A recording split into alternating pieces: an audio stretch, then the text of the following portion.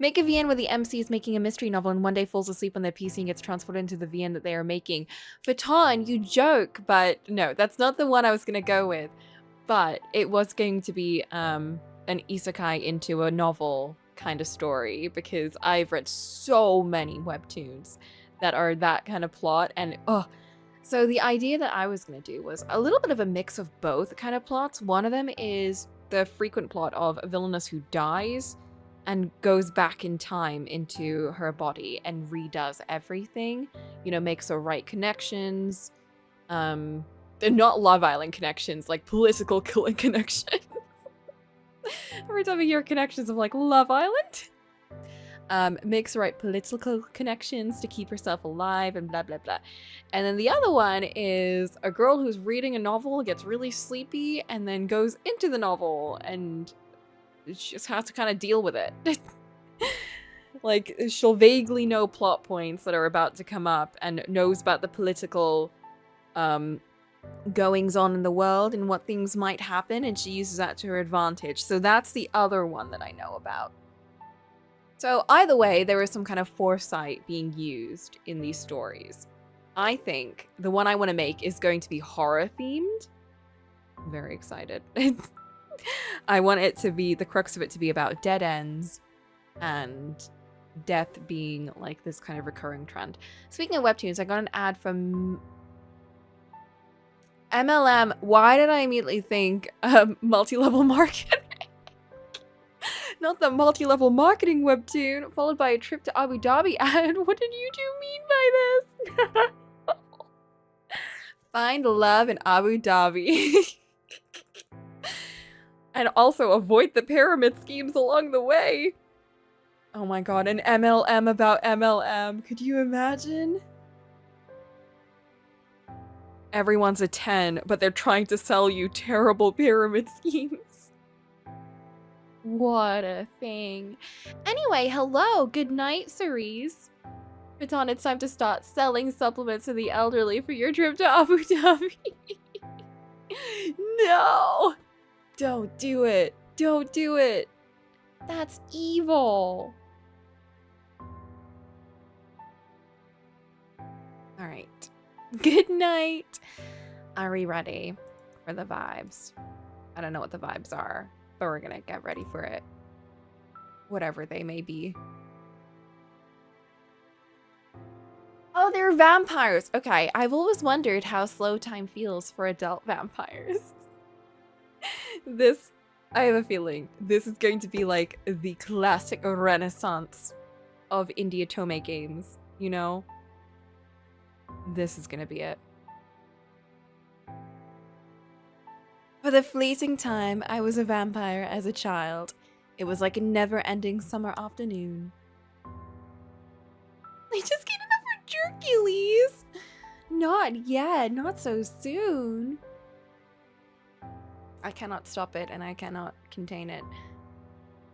Some days I could play the day away with no heed for the time. I could explore every room in the manor, thrice over, running from every corner to the next, saving it for Boop to let him know I care. Other days, the hours slinked by, every second dripping by slower than the last. I know, the brushstrokes are nice. Something I've been loving about these indie VNs is the background work has been amazing. Even the shades couldn't shield the manor from the oppressively sticky heat of summer. Every step felt slower than the last. But for adult vampires, who age at half the rate of humans, is it that same feeling of being stuck indoors during the longest summer day of the year? But for adult vampires, oh, that's a continuation. Or is it more akin to sitting in a backed-up doctor's office, or watching the fire crackle during the first snow of the year, or waiting on a train that's forever delayed, thinking about the homework? It's annoyingly introspective. Thoughts like this that creep their way in as I have nothing to do but watch the grandfather clock tick closer and closer the half-hour mark. A whole half hour I've sat here, waiting. For nobody, apparently. All the cordial letters and handcrafted gem samples I'd sent them were a sham or a prank. Oh, she'd been sent. Once we agreed to meet in person to finalize the business proposal, he hightailed it elsewhere. I clenched the body of my dress. The clock chimes in mockery of me. Not even a servant has so much as entered the room or a hallway to inform me of his tardiness. What is this behavior? As a grandfather clock's chime echoes in the room, I glance outside. The day is almost over, but there is still some daylight left. Time better spent outside than in here. I ease my shoulders, promptly standing, and I leave. Have a lovely rest. Oh, she's pissed. The nerve of him to gush about how interested he was in my business proposition, to boast about how perfectly handcrafted his gems were, only to stand me up. If another letter from him arrives, I am tossing it in the fireplace. I trudge down an alleyway, not wanting to hit the crowds walking down the main street in broad daylight. At this time of day, the sun feels its brightest, and most headache-inducing. The back alleys, however, are always a pleasant source of shade in areas of town devoid of trees. Perfect on hotter days like this. Do you not come in like a carriage? They're also perfect for hiding people. Lucy! A darkened figure tags along about a block's length from me. I skip to another alley. He follows. I press against the wall as I pass by a few workers in another alley, turning at an intersection while I'm obscured behind them. He still follows. I'll have to do something more drastic. I double back to the first alley, making a long circle, well, square, to get there without running into him. The stairwell of the building juts out just enough to hide myself with, so I lay in wait for my pursuer. No one appears from around the corner. Maybe he gave up already. Humph. I lean forward to look down the alleyway, but something tugs on my hair ribbon. Hey! Oh no, it's the Victorian lad! Nemo, and he's called Nemo, and he's a Victorian lad. That's killing me. What do you think you're doing? Giving chase. Looks more like you're running around and up to no good. You're no fun. What are you doing out of the meeting so early? I went in to check on things and nobody was around. I skip past my brother, ignoring this question. That's our brother? And he's called Nemo? Hey! Come on, I want dinner. He didn't show up, did he? It's so sad. He must have thought he was too good for my offer. He'll see that he can't get far without my help. I grit my teeth. I can feel Nemo looking at me with pity. All right, let's go home. I turn back to grab his arm, but instead, I am met with a hand pushing down on my head. Hey! I'm sorry he was a no-show. You'll find a better fit soon. Just don't try to rush these things. It's not like I'm gonna kick you out. You don't even own the place, you moocher. I'm not a moocher. What's his is mine. That's how marriage goes. For someone who avoided commitment like the boogeyman, he sure is bragging about it a lot now. Now come on, let's go home. We're mooching off of him. He lends me an arm, leading us out of the alley. How can we judge when we're mooching off of him? The floorboards creak underneath our feet as we step down the hallway to our flat. Darkened wood. Oh, I don't know why I thought we were rich. I guess we're not rich. Darkened wood lines every wall, making the space feel several shades darker than it actually is. I like darkened wood in houses. I think it looks really lovely. And people are people are so up in arms about dark paint. And maybe it looks good, okay? Maybe a nice dark green looks really lovely, actually, and you shouldn't judge. Anyway, most of the residents should be home by now, winding down for the day. But more so than the sounds of our footsteps, the melody of a violin permeates through the hall. It's soft and cautious, each note more cheerful than the last. You can practically imagine someone reading from sheet music while playing the notes. There's something quite relaxing about it, not overwhelmingly loud, but comfortably resting in the background. The piece echoes through the walls, making it hard to tell where it's coming from. As we near our own flat, the notes stop. I sigh to myself that we won't be able to hear it at dinner. R.I.P. Ambrose! What? I am sorry to hear about that. I've heard so many good things about him. He's the jeweler who made my brooch and cravat, after all. Maybe something urgent came up. I'm sure you'll hear from him in the next day or two. Cecil! Oh my god, there's too many people. How dare he sending all those, but I can't have everyone just have the same voices. How dare he sending all those buttery letters only to stand you up? You act like it was a marriage proposal. It's a serious crime, that's what it is. It's not that either. It's a nuisance. I stabbed the pork chop on my plate. They're all suddenly more interested in eating their own meals. The food is rather good, thanks partially to the cooking classes Ambrose is taking. It just doesn't sit well with me. Not tonight. I eat quickly, leaving little under half of it still on the plate before heading to my room. You gotta get an IRL harem who will sit and call to voice over the characters. Just get a bunch of people to voice every character separately. That would be incredibly chaotic. But I think that's what we do during Monster Prom. That's kind of the same thing. Yes, one of these days, I will play an otome and just get like a bunch of people to voice everyone with me. Moonlight slinks through the blinds and across the floorboards. It bounces off my mirror just right, hitting my eyes. Alternatively, I need to get better at making more diverse voices. And no, making accents is not the same thing. I need to actually do different voices, different feelings. I must have fallen asleep right after dinner. I don't usually take naps so late in the day. I'll start smoking to get a raspy voice for next stream. Remember, 10 packs a day will do it. Don't do that. I push myself up on the bed, rubbing my eyes. It may be nighttime now, but I don't think I was asleep for very long.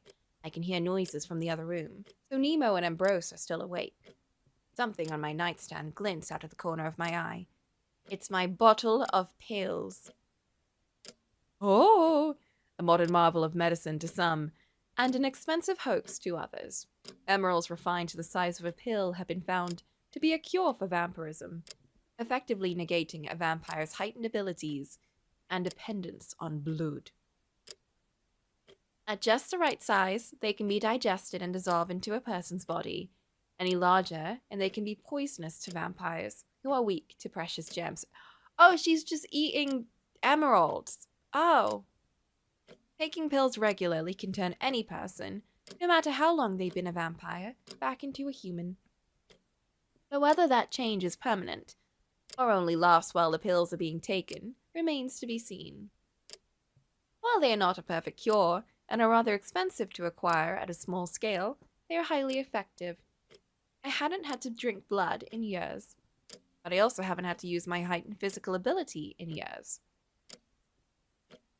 Look, I don't care what you do as an adult. If you want to be a vampire, then fine. I want you to wait until you're old enough to make that decision before all your friends start aging faster than you. I turn 18 this month. I'm old enough to make my own decisions. I don't need my brother to keep looking out for me. She's basically ancient. Take the pill, don't take the pill. Ooh. I save. Yay! I'm gonna not take that pill. We'll test out to see whether it's permanent or not, right? I pick up the half-full bottle, shaking it gingerly. The emerald pills are small enough to go inside a ring. I push the bottle into my nightstand's drawer, Because they're so small, Nemo won't notice a few extra pills. But he's bound to find out eventually. What's so wrong with being a vampire? It's not like I'll age so much slower than everyone else. It'll only be at half the rate. Nemo chose to be with Ambrose despite him staying a vampire. He should be fine with me deciding to be a vampire too. So he is a I take one last glance at the bottles as I stand. There are many people still skeptical about the treatment, but Mr. Douglas was fascinated by it. So I guess people just know that they're vampires. I guess that's just fine. Precious gems have long been a dangerous poison for vampires, despite their staying power in ornate jewelry.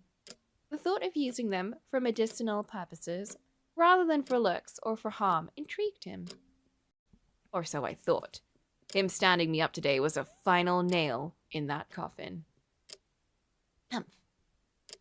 I shouldn't spend the rest of the early night hours sleeping, or else I'll mess up my sleep schedule. Nemo and Ambrose were in the parlor, as I figured. Nemo has hogged all the candles and minimal lights. He looks deep in concentration on fixing the radio. Ambrose is reading the newspaper. Despite the low lighting he's left with, he isn't straining his eyes. Vampiric sight has many advantages. Still, I don't want to be their third wheel the rest of the night, so I step out onto the balcony. Oh, I didn't see you were out here. No, it's all right. Cecil scrambles to his feet, suddenly eager to get up off the concrete floor. So, how are you doing? How do you think I'm doing? Don't take this out on Cecil. Poor Cecil. Well, I can't believe that man started you up like that. We ought to tarnish his name. He'll tarnish it himself in due time, acting like that. Let's TP his house. Besides, I'm not sure how you of all people would even go about doing something like that. TP! I'll find someone else to work on it. Maybe I'll reach out to doctors again to gain more public approval before reaching out to manufacturers. I'm sure you can, Lucy. Besides, you can always make Nemo chase after new leads. I think he'd chase him off more than help. He has enough work to do around campus, but he's insistent on going with me to every business meeting, party, and more. I can't tell if he fancies himself my bodyguard or my chaperone. It's not even his family business. Though, speaking of which, you'll be dealing with all of this soon enough. Ugh. Do you think your family never has to renegotiate anything? That their mining privileges are set in stone? That their workers never ask for pay increases or more benefits? That their merchant deals are lifelong? Soon you'll be going, "Oh, Lucy, how did you handle all of this? You're so brave to start so young, so brave." I already say that, he huffs, turning back to the night sky. For the past few years, he'd had little contact with his parents, no more than greeting cards and letters he'd forced to write to them, just to show he's alive. Instead of commuting several hours by train from the family manor, Cecil is living here, in the stylish apartment that comes with Ambrose's role as headmaster of Prideaux University. Cecil and I share most of our classes as we are both focusing on business so we can take on our family's companies. And yet, sometimes, it feels like it's hard to get a proper answer out of him when I inquire about his plans for the future. Chin up. You'll get to shadow a local business soon enough. You're lucky you don't have to do that. I've got plenty of real-world experience. He'll only let me count it towards classwork rather than letting me finish school early, though. Lucy. His voice is small and short, cutting off his own words almost as quickly as they left him. What is it? Nothing. I reach over and pinch his ear. Wow. It's not nothing if it came to you, so spit it out.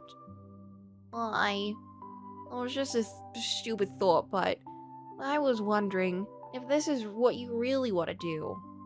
Again, his words drift off the longer he talks. It is. I've had to live off of others' generosity for too long. People who think they owe it to my parents to keep me safe. I want to forge my own path going forward.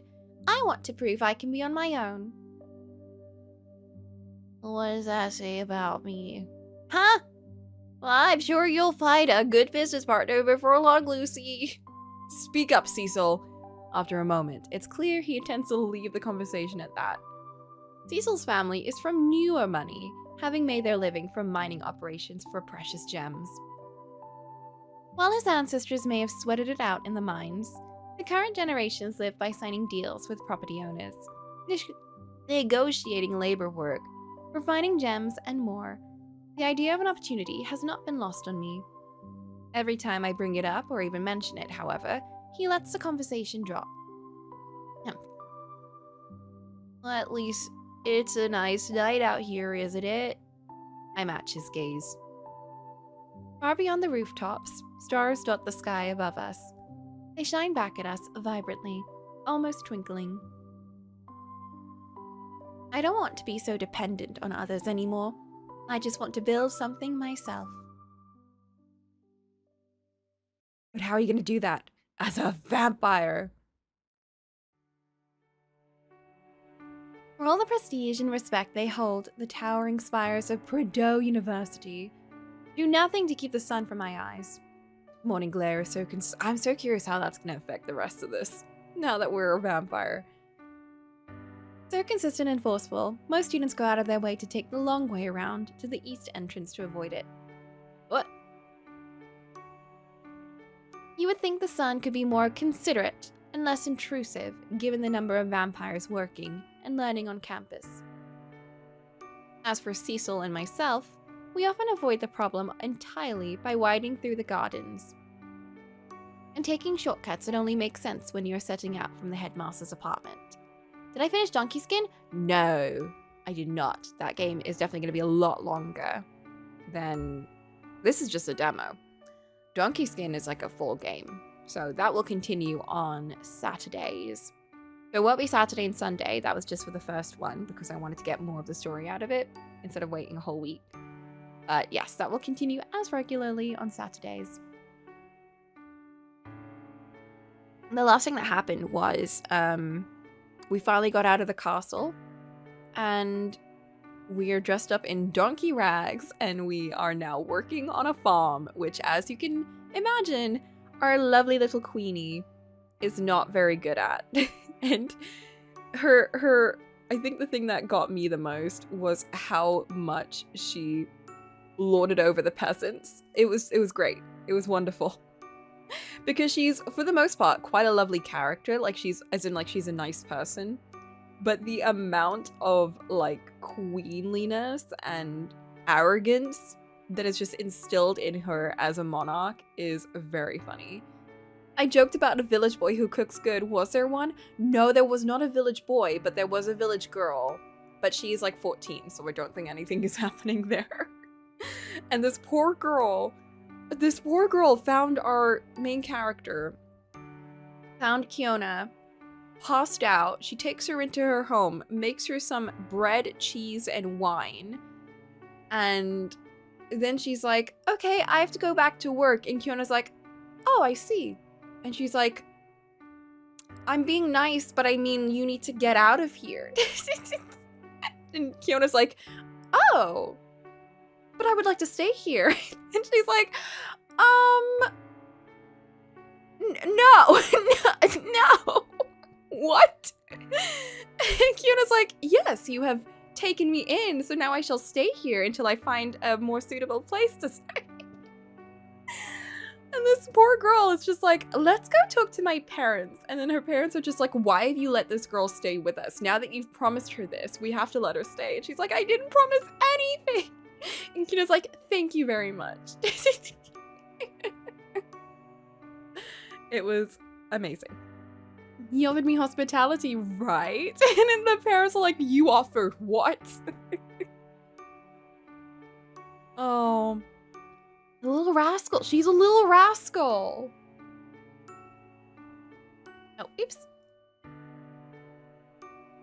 Oh my god. I keep clicking the wrong buttons. Let me just click this with my mouse. There we go. How infuriating. I should be drafting contracts and celebrating.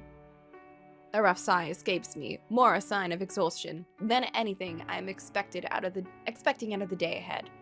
My classes will provide a moment's distraction at the very least. I need to keep my focus sharp and find another prospect quickly. In the future, once Cecil takes over his family business, we can form a partnership. I'll build a more secure chain of supply. There is no chance of that while his father is in control, unfortunately, unless we get rid of him. If I recall correctly, Elm's family owns a series of retail establishments. I have no idea what business they are in exactly, but if he has some connections. Ambrose is also meeting with the university board soon, if I'm not mistaken. There are several prominent businessmen among the board, including at least 2 wholesalers and a renowned doctor. Perhaps I could convince Ambrose to arrange a meeting with at least one of them. Wait, Lucy. Cecil, what are you doing back there? Well, to start, I saw that stray cat that's been wandering around campus lately, and then by the time I tried to get your attention, you'd gotten this far ahead of me. You know that cat won't pay you any mind, no matter how many slices of roast chicken you leave out for it. I wasn't trying to bribe it, I just wanted to show you, but you move so fast when you get lost in thought. Toast chicken.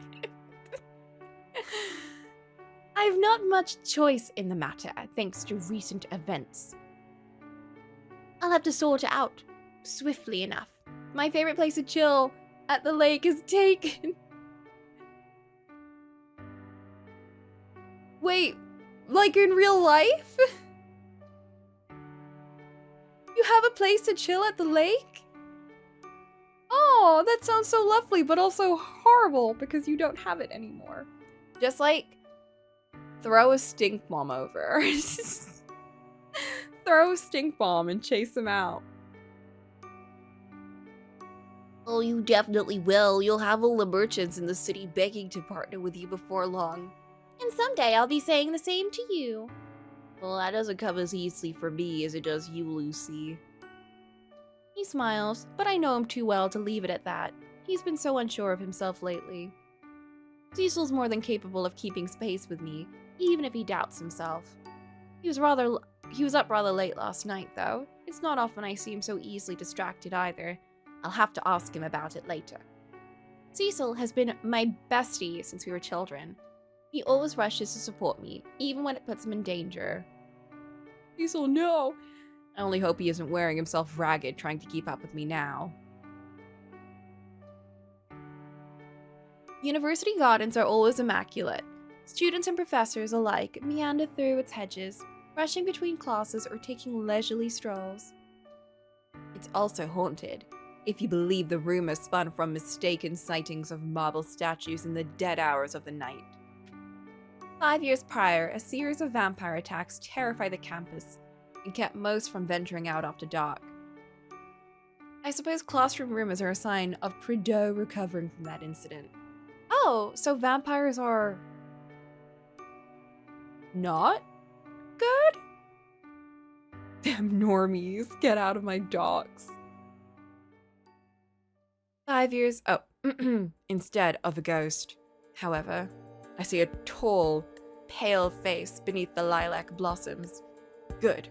I need to catch him before class begins. Oh, is this the one that we were going to make a deal with?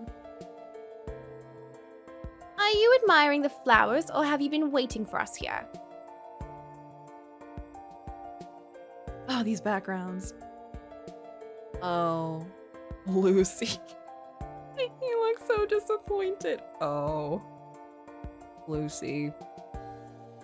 I've shared a class with Elm for half a year now.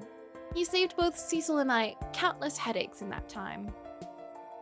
For all the expertise and wisdom kept in these hallowed halls, most of our professors are dead set on explaining things in the most obtuse and unreasonable ways imaginable. Yeah, that's how I picture business, to be honest. Elm has a keen talent for translating all of their theoretical jargon into a language anyone can grasp. His family has been several holdings in retail business outlets. Now that I think more on it, I don't know much about what they do or where that money comes from. It's easy to forget details like that when we talk. He always listens intently, and he's consistently surprising even our professors with his insights. not that you know from the detached air around him. No matter the situation, Elm can always set someone at ease, most often I think by taking much of their unease onto himself. Do you have a moment before the professor arrives I'd like to speak with you about? I'm sorry. His voice is so brittle. It's usually hard to read any of his expressions, but right now, he's clearly preoccupied. Not today. What? I'm not in a sound state today. You feel unwell? You look the part, no doubt. He shakes his head. Lucy, there's something I'll tell you later. Wait just a minute now. He's dying. Before I can ask him what's on his mind, he ducks into the classroom and makes his way to a desk. Or he's moving. It's one of the two. Lucy, what was Elm saying? He seemed out of sorts. I'm not sure. It's almost as if he was in shock. You don't think he's caught a summer cold, do you? I almost hope it's as simple as a passing sickness, but I've never seen that heaviness in Elm's eyes before. Oh, the professor's on the way, Lucy. Let's head inside. Yes. Elm trudges ahead and sits down in the back corner of the classroom, far from his usual seat near Cecil and I. Damn. I may not get another chance to speak with Elm until after class. Asking about his family business can wait. I won't leave one of my friends languishing like that. Though I'll admit it's often hard to read his expressions. Maybe it would be a bad idea to press him on anything now if he's feeling unwell. Oh my god, she's got empathy. My nose wrinkles, and I force myself to follow along with the professor's droning. Finding Elm after class proves more troublesome than anticipated. He excused himself partway through the lecture and never returned. Now I've not an inkling of where he might be. I doubt he's avoiding me in particular, but it does seem as though he's avoiding everyone. In which case, why would he have come to class today at all? I sigh and pace through the campus gardens, borrowing shade from the hedgerows, as I consider whether I should keep up the search or let Elm be and turn my focus elsewhere. Perhaps I ought to reach out to another jeweler, though if Douglas calls on me again... Well, he's had his chance. Oh, Lucy, is there another villain in need of reprimand? It's nothing that drastic. I'll have it all sorted out before long, provided that my brother doesn't fuss over me every step of the way. He's showing his concern as best he knows how. You've finished your classes for the day, haven't you? I happen to have a free moment, and I was planning to take a walk into town. I'd be delighted to have you join me. Ambrose offers me his elbow and space beneath his parasol, a gentle, but nonetheless insistent invitation. The nepotism. The nepotism of it all. He's far more considerate than his husband, honestly. Nemo could at least ask before showing up to herd me like a wandering goat. A wandering goat. I take Ambrose's arm and fall into step alongside the headmaster as he walks beneath the university's grand archway toward the center of town. I was considering that myself. I won't refuse the company, though I can't stay for long. You won't have to worry on my account. My errand should only take a few minutes at most. I suppose he's not in today either. After a third impeccably polite knock against the ornate shop door, Ambrose resigns. His errand, as it happens, was meant to be a quick stop to see a gemsmith by the name of Fairfield. I'll have to see if Mr. Driscoll has the time. What is it you're looking to have crafted, I wonder? Ambrose smiles so fondly. It's obvious he's planning some sort of gift for Nemo. Why is his name Nemo? It's killing me. I'll tell you as soon as I can be sure it's even possible, but for now, let's leave it there. Well, it's no surprise that Mr. Fairfield isn't in. He's not replied to the letter I sent him last week either. He must have left town without giving proper notice. Imagine he, disappears and we spend the rest of the VN trying to find him, and that's why he's called Nemo. How strange. In that case, was there anywhere in town you'd like to go, Lucy? No, but I'm more than content to wander while we talk, shall we? Of course. I'm sorry, how funny would that be? Also, we're a vampire, but the main goal is to find our brother who's called Nemo. It's been a considerably mild of late. I hear there's a storm coming in from off the coast. Perhaps I should ask Nemo to fix the window shutters instead of tending to overgrown trees around the storage building. Your last meeting went well, I take it. Was it the entire board of trustees or just their representatives? My, Lucy, you are more perceptive than some of the faculty.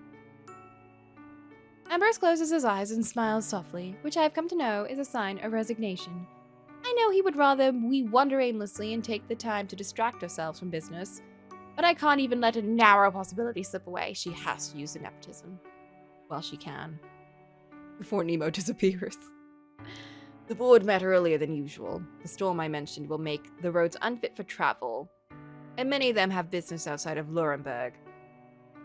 I can imagine what you're about to ask, but none of them are open to new business ventures, at least not yet.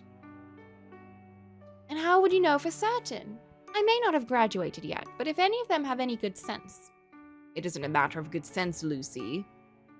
Amber sighs as we turn into the busy town square, the sun battering awnings and ivy-covered eaves, keeping us in a cool shade. We lost the first quarter of our meeting to one board member's complaints over snake oil salesman. Not the snake oil salesman! Another swore up and down that she'd been swindled by a jeweler passing off tinted glasses as ruby.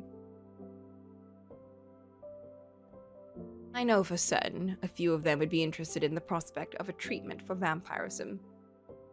But this isn't the best time. Well, that's a sensible conclusion. Do they really think I couldn't convince them? As swindlers. Regardless of whatever huckster they might be ranting about, I'm living proof that there is a cure for vampirism within our grasp. Although you did stop taking the pills, oops! I can already feel my senses sharpening again.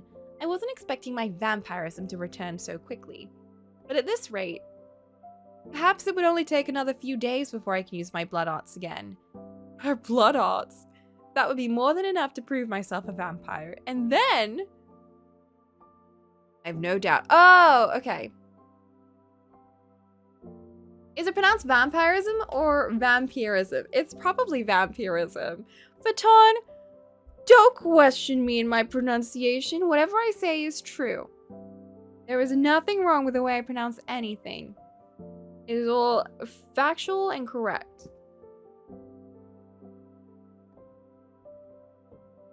Vampirism. It's a vampirism, and I will take nothing else. You worked diligently and almost without rest for months now, Lucy. I'm worried that you're driving yourself to exhaustion. You are the native speaker here. I actually have no idea. I'm pronouncing it as like vampire and then adding an ism at the end. It probably is vampirism or vampirism. English makes no sense. Don't try and instill rules where there aren't any. Don't worry about saying anything wrong in English. It's a bullshit language in the first place. It doesn't make any sense. No one created it with any sense in mind. Ha! I am hardly close to being winded, much less exhausted. Success in business often comes down to timing and seizing opportunity, doesn't it? I certainly need to find another opportunity soon. Ambrose pauses in the center of the street. The crowd parts around us, as if we're standing on a small boulder in the middle of a rushing stream. I promise you that I'll tell you the moment I cross paths with a potential partner or an investor. You've already crafted a remarkable business plan. I think you could afford to take things slowly for a time, even if only a few days. The look on your face tells me you disagree. I don't see how I can rest on my laurels when I don't even have a supplier. I can't very well market a cure for vampirism if I have no way to actually offer it. It's not as though it's easy to procure gems of the appropriate purity. Would it be a reasonable cure then if, one, you have to keep taking it? So more so it's just tackling the symptoms, isn't it? And two, it's really expensive and hard to obtain. Is that like something that would really work on like a large scale kind of thing? The cost alone is prohibitive, let alone the time and skill required to process each pill. I had to solve that problem first, otherwise I can't even take the next step. Exactly. Part of that could be accent adjusting it. Listen, Lucy pronounces it as vampirism, and we will accept Lucy's pronunciation, even if Lucy doesn't know what she's saying. I can feel my grip tighten around Ambrose's arm. He says nothing. Relaxing again, I take a step forward and he matches my pace. Someday, I'm certain that vampires who wish to become human will be able to do so with the same ease as one might treat a recurring headache. When that day comes, it will be a result of all your work and effort. Thank you for your advice and your concern. I am more than comfortable at this pace, however. Once I secure a viable partner, I will have plenty of time for leisure and relaxation. At least for a few hours, I expect.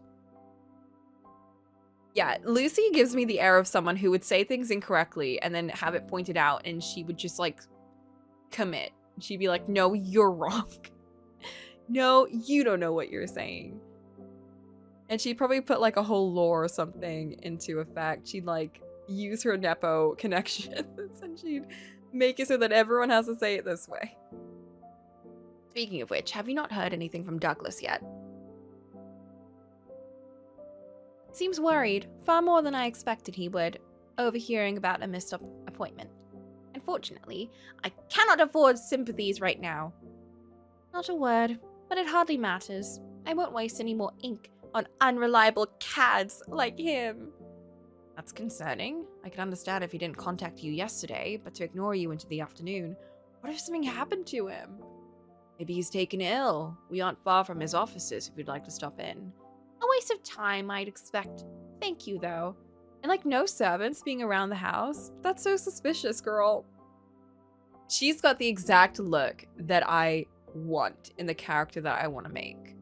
As I just noticed, the shading on her boat looks so cute. I'm grateful, in spite of the circumstances. Ambrose could hardly bear any blame for the jeweler's negligence. Though I'm sure he feels some responsibility since he is the one who vouched for Douglas as a trustworthy prospect. I'll consider it, once I've taken care of other business. I'm sure it's a simple misunderstanding. A bell chimes above the mark to mark the quarter hour. Ambrose waits patiently as the sound fades into the din of the town square, then gestures back towards the university. Seems I'm out of time, unfortunately. I've got another appointment soon, so I'll be heading back. Are you returning to campus as well? No, I think not. I choose to not go back to school today. I'll see you tonight at dinner, Ambrose. Of course. It should be crown of lamb, provided I'm not held up by the faculty. Oh, I want a chef. I want a chef that provides me house and board and everything.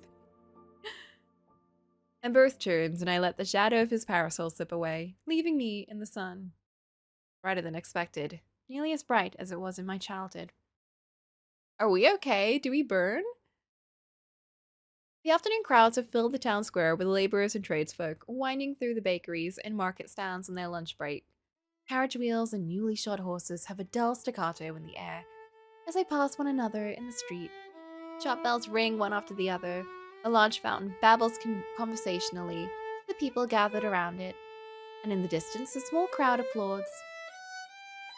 I consider Douglas's office is on the far end of the square, but the sound of the violin catches my ear. Is that what warranted the applause I heard?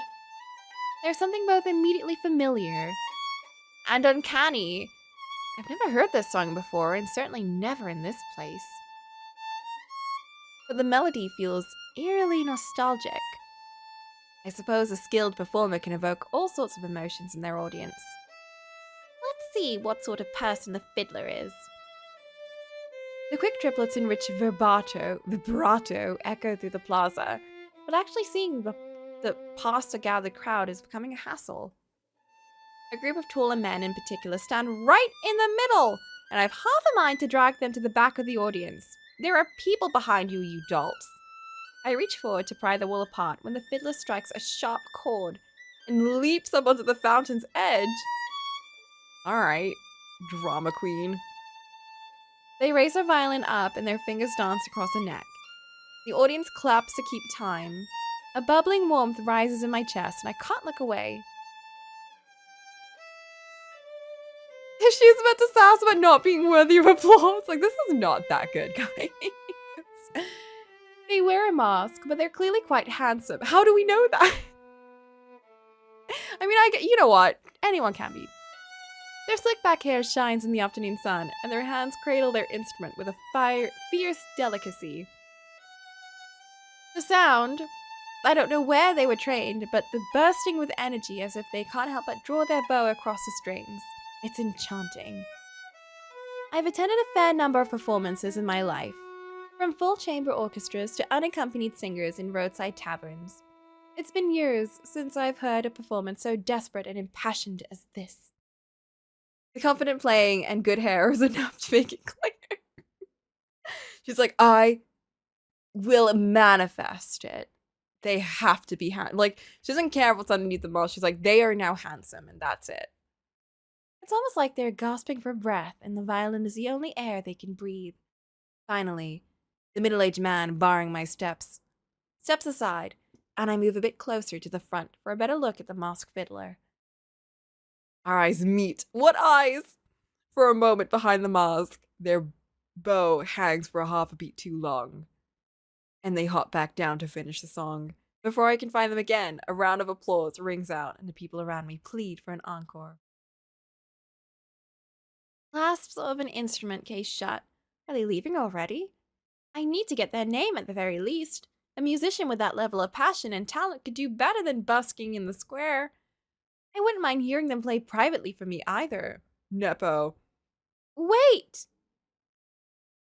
There's no path forward. Eventually the crowd breaks and people start dispersing in a dozen directions. By the time I reach the fountain's edge, the masked fiddler is gone. I sigh to catch my breath. It's likely for the best. I almost let myself get carried off track. Handsome musicians are a hazard in many ways. You know what, that's so fair. And with that, we're about to hit a break. I'm gonna go get a glass of water because I really need it. You'd be even more handsome with a horrible scar, he's hiding. We don't know what is under there, but also I like her spunk, you know? If she wants to imagine whatever she wants, she can. Hello, boo. Glad to you too. Boop, we are a vampire. Also, we love masked men. We love them, apparently. You are now up to date. We're a business vampire, actually. I should specify, we're a business vampire. Also, our brother is called Nemo. And it's amazing. Aren't you already taking enough work as it is? And he looks like a Victorian child. He looks like a Victorian child. I'm more than capable than I was when I was a child, Nemo. More than capable of running yourself ragged, maybe. I glower at him. And what have you come into town to fetch? Nemo lifts up a bundle of meat wrapped in butcher's paper. A crown, apparently. Come on, I'll walk you back unless you've still got business stuff to do. No. I sigh and let my shoulders sink. Let's go then. I'm getting hungry. You know this is for dinner, right? Don't worry, I'm not going to eat your husband's crown. Nemo holds his arm out, and I take it as we move through the din of afternoon traffic. In a short while, we'll be back at the apartment, and I'll need to start drafting more inquiries and preparing samples. So our whole thing is we're a vampire who takes these pills that essentially keeps us kind of suppressed and turns us back into like a human. And everyone kind of knows about that apparently, so it's completely fine. But vampire attacks are also a thing, so people don't like vampires, but they're okay with us. I don't know if they know that we're a vampire, actually. I'm not sure if that's like known knowledge, but we've stopped taking our pills for my choices. I chose to not take any pills.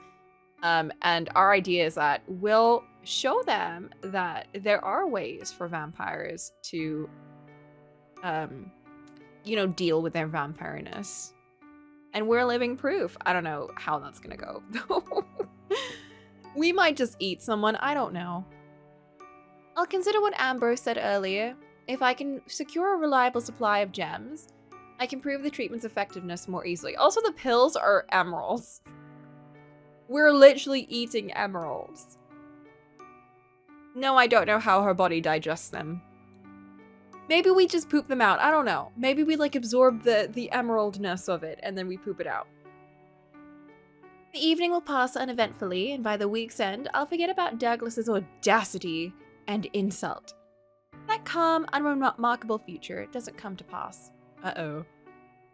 As we wind through the square and emerge from an alley, I catch a glimpse of the building where Douglas keeps his office. So we were supposed to meet up with Douglas and discuss the procurement of these gems, but Douglas just does not show up. So we're waiting there for hours. He never shows up. His servants don't show up. And we're just like, the audacity of this man. But I'm thinking something happened to him. I'm thinking he's been moited. 5 police officers are gathered around the open doorway in a huddle while other officers filter in and out of the narrow hallway. I know that this is a mystery, Vienne, and that's what caught my attention. Stray phrases catch my ear. One officer says, he's been here for a few hours. Another says something like, already going cold. Ooh! Found him earlier today, possibly since... Damn! A carriage rumbles past and drowns out the rest of the phrase. A chill sweeps over me, and my feet pull me toward the ominous chatter. No reassurance or comfort are waiting for me in that office. Nor in overhearing the officers outside. Even so, I walk closer. Vampires have enzymes that digest emeralds and just slurps up... Okay. I really thought you were saying something genuinely scientific at the start when you said vampires have enzymes and everything that digest emeralds and just slurps them up minerals the same way our bodies eat up paracetamols. Incredible. Slurp is a scientific term. Oh my god, I never knew. A rush of foot traffic floods into the streets as passengers head for the train platform. In the chaos, it's easy to slip away and duck behind an oncoming carriage before Nemo can even notice I'm gone. Wow. Now Nemo's gonna have to find us. The clock chimes at the top of the hour, a moment before I reach the doorway. Outside, the police are still chattering about how hard it will be to cordon off the area and turn away gawkers.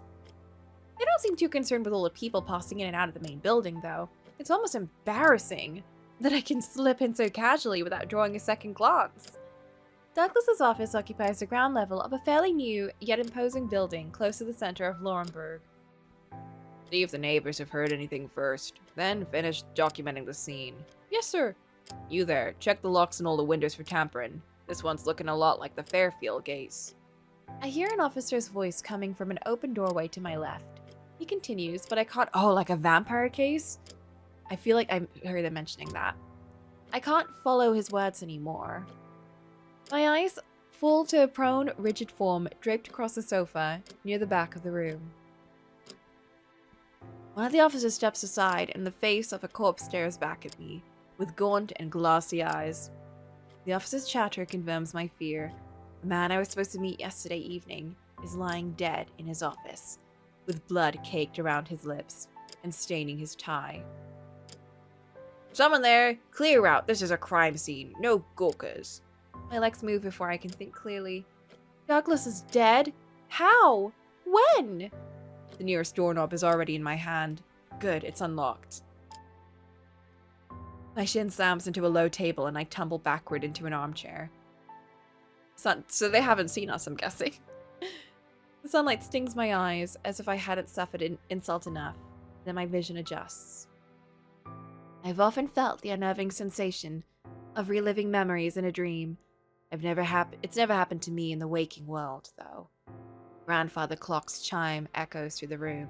I glance outside, and the sun is still high above the rooftops. I clench the hem of my dress. I'm back in the same seat I occupied less than a day ago, waiting to finalize a business deal with a man now lying dead less than a dozen feet away. My mind swells and memories fray. Was Douglas already dead by the time I arrived last night? Did he die while I waited there, never realizing? On the way in, I saw 5 coppers, and inside, 3, maybe 4 others. What about the servants, though? Where were they? My breath catches in my throat. Natural deaths, no matter how tragic, don't draw this level of scrutiny. Murder. I'd like to be overreaching and leaping to unreasonable conclusions, but I can still recall the odd figure I chased through the alleyways last night. Did they see me? Did they know I was here? Was Douglas being killed as I sat in this chair? The servants slurping, if I must guess. No, do not make this a common word. Don't make this a common thing. One of them mentioned Fairfield earlier. Is that the same Mr. Fairfield that Ambrose tried to call on earlier today? Oh, that's what they were talking about. Stray syllables leak out of the neighboring room, but I can't hear anything complete. If I press my ear to the wall, though. Who's there? I turn my face away from the wall and grip the arms of the chair so firmly my nails nearly rip the upholstery. Wait! Is that what, that other boy was, like, huffing and puffing about?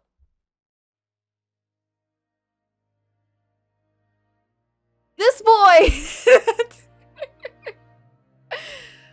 Oh, my apologies. I wasn't aware anyone else had an appointment today. Slutty jacket! With lace!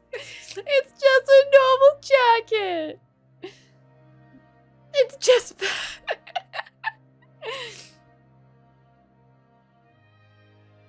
What are you talking about? What did you think it was? This is crossing over into the absurd. Why is Elm here? And why has he changed his outfit completely since he was in class? God forbid men do anything. I might have an actual fever. Don't listen to me, Faton. First, they steal your lakeside seat, and now projecting what you want to see. Slay. You know what? You can see whatever, just like how Lucy can picture whatever face she wants underneath the masked man. You can picture whatever you want on Elm. I hope you've not been waiting long. No, I only arrived moments ago.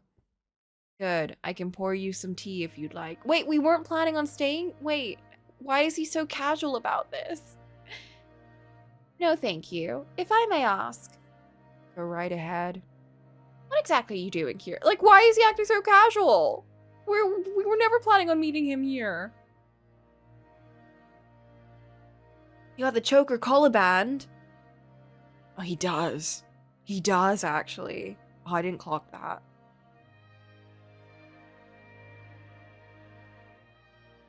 Elm smirks. He's never smirked. At least not that I've seen. 1 second, this boy was like... I lost in thoughts all alone. Like, 1 second he was like somber and sad and like confused, and now he's all smirking. What is your deal, Elm? I'm afraid you have me at a disadvantage, if I may. Whoa! He reaches forward, and before I can stop him, he's lifting my fingers to his lips. Elm! Elm! Oh, it's not Elm. Okay.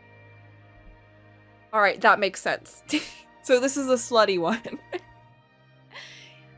Oh, you've met my brother. I'm sorry for the confusion. You've met the freak brother. Brother? Elm never mentioned having a brother, let alone a twin. Why wouldn't he have brought that up? Oh, that's why he was probably upset, because his brother came back and he doesn't like his brother. Despite the circumstances, I'm charmed. Oh, I'm charmed to make your acquaintance. I'm Rowan. Oh my god, no. I was thinking, was that the name of the guy that I liked in Gothic Murder? No, that was Ewan. Ewan! His name is Mlee. It's a Rowan tree. Their parents really just gave up. They were like, oh, what do we name them? They look outside the window. Oh, let's call them Elm and Rowan. Rowan berries. At a glance, he looks just like Elm, but the air around him is completely different. From the slight smirk tugging at his lips to the confidence in his posture, the Pine Cone. Wait, Pine is a cute name. He holds himself with incredible assertiveness and poise. I allow him to take my hand in greeting, but I can barely keep track of what he says. Elm? Is his brother? Mr. Douglas was their father? That would explain Elm's behavior earlier. He must be grief-stricken. Oh. Meanwhile, his brother doesn't give a shit. Acorn and Pine Needle. Acorn is another. Wait, Oak is another cute name. Oak is a cute name. Pine is a cute name. I don't know about Cone. I don't know about Pine Needle. Rowan is a cute name. Well, Rowan is kind of an ordinary name now that I think about it. Rowan I could give or take. Pine and Oak, though. Love those. Best names. Why did Elm ever mention his twin to me, and why is he taking this in such easy stride? Pleased to meet you, Rowan. My name is Lucy, and I'm sorry for your loss. It's unfortunate, yes, but I've already had time to grieve. More importantly, I don't know what his voice is doing. Listen, we're figuring it out. I've been settling my father's outstanding business, and I do hope you're still interested in pursuing our options together. At that, he closes his hands around mine and flashes a reckless grin. How brazen! I can see he takes after his father in that regard. I am relieved that you came by. I saw one of your recent letters among my father's papers, and I was hoping to run into you eventually, so I might apologize in person and hear your proposal. Your father's literally still dead in the room next door. What are you talking about? I am relieved to hear it. About your father. Rowan shakes his head, sullen but not unsettled. My father put his work first at all times, even to the detriment of his health. He kept unreasonable hours and regularly worked himself to the point of exhaustion at his desk. So in a way, I've been expecting this to happen almost every day for years. I think he was murdered, though. Oops. A colleague of ours also died under suspicious circumstances recently. I'm sure the coppers are taking every precaution. The constant referring to them as coppers is so funny. I think my father was always in the greatest danger from himself. My condolences. A writhing, coiling knot rises in my stomach. I'm still reeling from Douglas's death and the prickling unease left by my questions about Elm and Rowan. Is our family business even stable right now? Is Rowan trustworthy? Probably not. I'll have to sort it out later. At present, I need to know exactly why the police are here in such force. I doubt the figure fleeing the scene last night was just a harmless bystander. If you have everything in order, shall we continue discussions of our potential partnership? Unfortunately. The day after tomorrow is the earliest I could give you the attention you and your ideas deserve. The day after tomorrow? That's acceptable. Thank you for your understanding. Even though I fully expect my father to work himself into an early grave, I'll need a bit more time to make arrangements for his burial. I don't know if I trust someone so blasé about their dad dying, unless there's like, something going on there. Rowan smiles easily, but despite confidence and aplomb, he can't hide the crooked knot in his tie or stray loose buttons on his cuff. I wonder if he's taking his father's death worse than he appears. Maybe he's just like that. Maybe he just doesn't do his buttons and stray in his tie. I still don't see why police would be so interested in a jeweler's natural death, no matter how untimely. You have my sympathies. What time should I meet you then? You're pretty forward, you know. I'm not fond of delays unless they're absolutely necessary. My dad was always so busy. He was such a drag. Never made time to play baseball with me. The murder weapon was a baseball bat. Dun, dun, dun. Ooh, a woman of ambition and charm. Let's meet at my family's manor after breakfast. It's close to the university. We'll waste less time stepping aside for the coppers. The coppers. Perfect. I will look forward to formalizing our partnership then. As will I, Miss Lucy. Rowan bows deeply, raising his face to meet my eyes and flashing that reckless grin once more. I was gonna be like, was that the moss guy? I don't know, his hair color's kind of similar. He certainly inherited his father's sense for flattery. In the window just behind the grandfather clock, I noticed Nemo searching for me finding us! Among the afternoon crowds. I'm not feeling at ease with the police lingering so close by either. It's time I head back. Thank you again. It is a pleasure to meet you, in spite of the circumstances. I will take my leave. Of course, and we'll speak again soon. Ooh. I leave the small meeting room quietly, then hurry down the hall, slip behind the coppers, and grab Nemo by the arm to pull him into an alley. Oh my god, why is her brother's eyes so sharp? It's scary. Hey, Lucy, what's going on? Where'd you disappear to? Douglas's office. And you couldn't have just told me where you were going? Something caught my attention. Did you notice a suspicious figure I chased through the alleys last night when you found me? Well, yeah, because that was me. Were you trying to catch a burglar to pass the time? That was you? Well, in any case, it wasn't a burglary. In fact, this whole affair might be more involved than I anticipated. Nemo can be overprotective at times, but he knows when to listen, and he's fairly good at it when the mood strikes him. So he listens as I tell him everything I saw. The condition of Douglas's body, Rowan's sudden appearance, and the murmurs I heard from the police. They wouldn't be putting this many coppers on the scene if they thought Douglas's death was natural, would they? Probably not. I heard something else too. I look up at Nemo, and he returns a pensive glare. I know that look pretty well. He's warning me not to dive headfirst into something dangerous. What was it? Heard a detective mention that another jeweler by the name of Fairfield was found dead last week. Was that by a vampire attack? I feel my breath catch. I know that this could be a coincidence. Maybe the coppers are leaping to conclusions, and there's no connection. But if there is, and if two prominent jewelers in Laurenburg died within a week of one another, who could be responsible and why?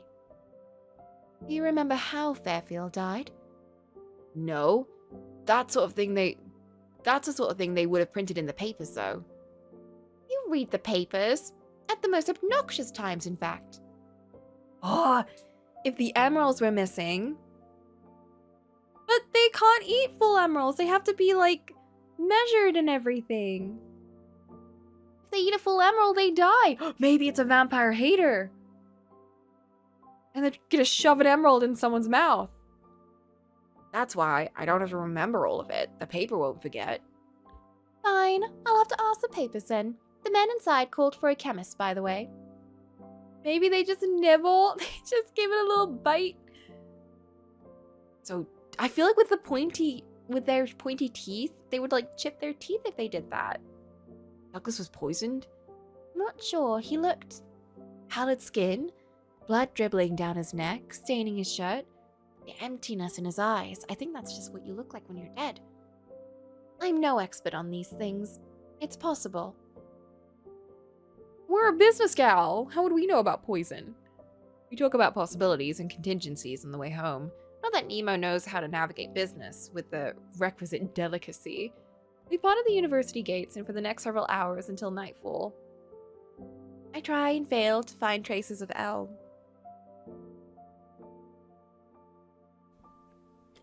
Do we know where he lives? And why does he not live, like... I guess that's their workplace. I was gonna say, why doesn't he live with his dad? How do we not know that was his dad? That's crazy. Oh wait, no, we did know that that was his dad. We just didn't know that he had a twin. What an exhausting day. It feels as though I woke up a full week ago, and I've been running without rest since then. Of everything that happened, though, I find that there's one in particular that won't leave my mind. What worries could be on Cecil's mind? Elm seems so distraught. I want to check up on him. Rowan and his oddly relaxed demeanor. What is he thinking? The handsome fiddler. Oh, okay. I see. Like, there was an actual murder mystery going on. And one of our options is, oh, what about that handsome fiddler in the town square? You know, whose face was completely obscured and kind of ran away from me when I called to him. The person we don't actually know whether they're handsome or not. What about them? I'm so curious. What about them? So dumb. The fiddler in town square was so enchanting. So enchanting. In the midst of a tumultuous day, the brief moment when I listened to their performance was a desperately needed respite. I am shocked that I've never seen someone so skilled around the city before. Have they only arrived in Laurenburg recently? She's a bit of a shut-in, reading fanfiction. She's just making up all of these ideas about him, like what his backstory is, what his face looks like.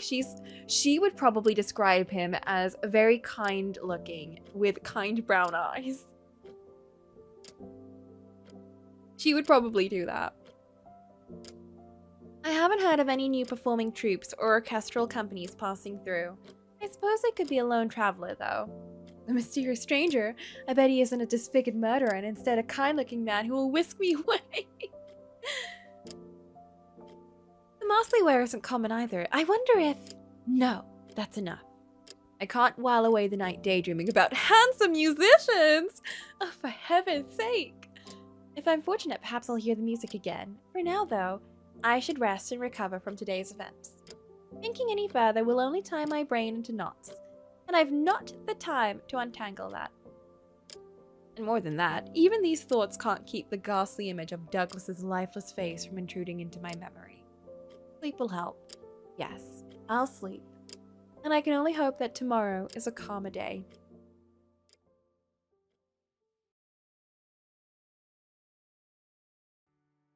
Nostalgia can be an insidious thing. It is all too easy to hold a fondness for memories when the pain of the moment dulls and you remember only the simple sweetness and thrill. On a particularly bright summer morning, I catch myself getting wistful as I think about the time I spent darting through empty classrooms on campus, hiding out in haylofts and scouring back alleys when I searched for answers. Whoops! In spite of any excitement, I felt 5 years ago when Cecil and I planned stakeouts to search my parents' killer. What?!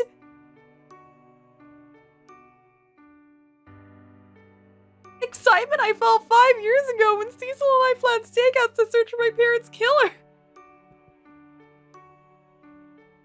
What is wrong with this girl? My memory of that time is still stained with tears. Yeah, that makes sense. Oh my god. So she's a little detective then.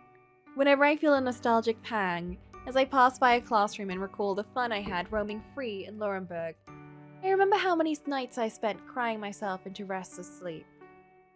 I don't even remember my parents properly. Just learning of their deaths devastated me.